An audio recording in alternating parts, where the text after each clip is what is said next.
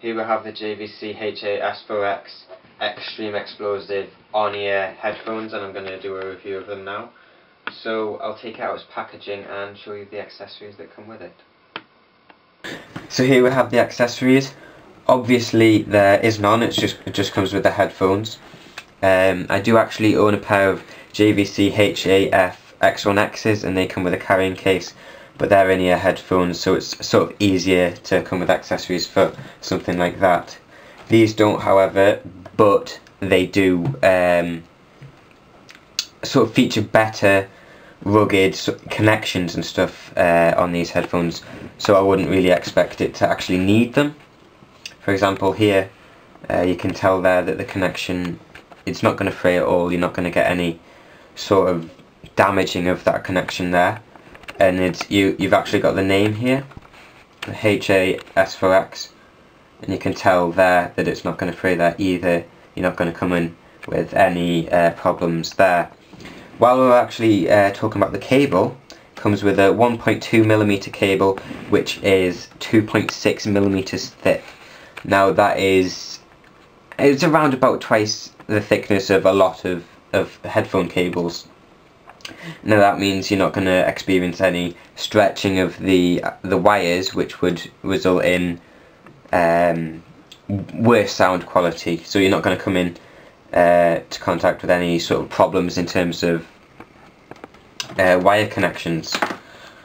Now onto the actual headphones themselves. They come with 40mm drivers with neodymium magnets.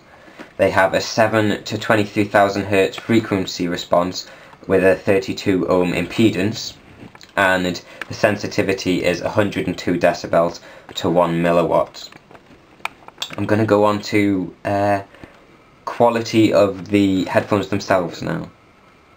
Moving on to the quality of the design of the headphones themselves, not the cables, I've got 4 things I really want to point out, and I'm going to start off with the ear cups. The ear cups are firm enough to be good for sound isolation, but they're not too firm that they will damage your ears.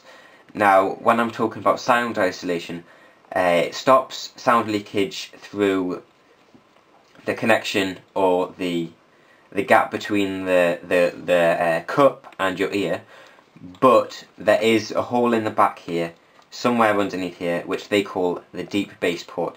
Now this will increase the quality of sound from the headphones themselves, but it will also cause sound leakage, so I just wanted to point that out.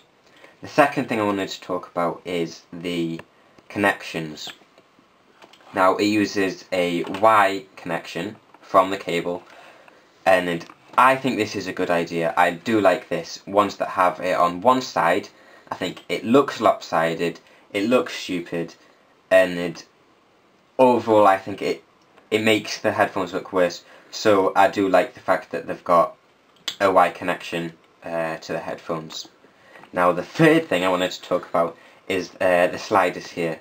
Now they are strong, they won't snap unless you're being stupid with them, but the actual sort of sections of the sliders, they're not really definite. You don't really know whether you're on one or off one, in between one.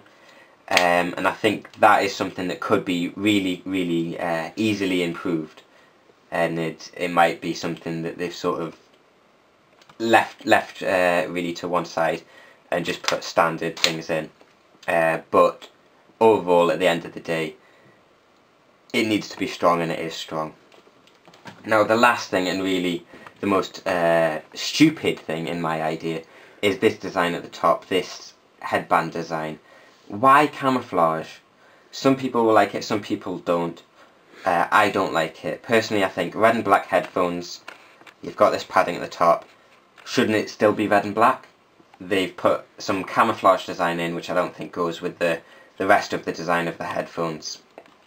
And in terms of the quality of this pad as well, I think it's good that it's there, but it's a tad too firm and maybe a bit too thin. And you can sort of feel it being on your head, and it does put some sort of pressure on the top, making it slightly uncomfortable. So yeah, I think now it's time to move on to what they actually sound like and how good they are as headphones.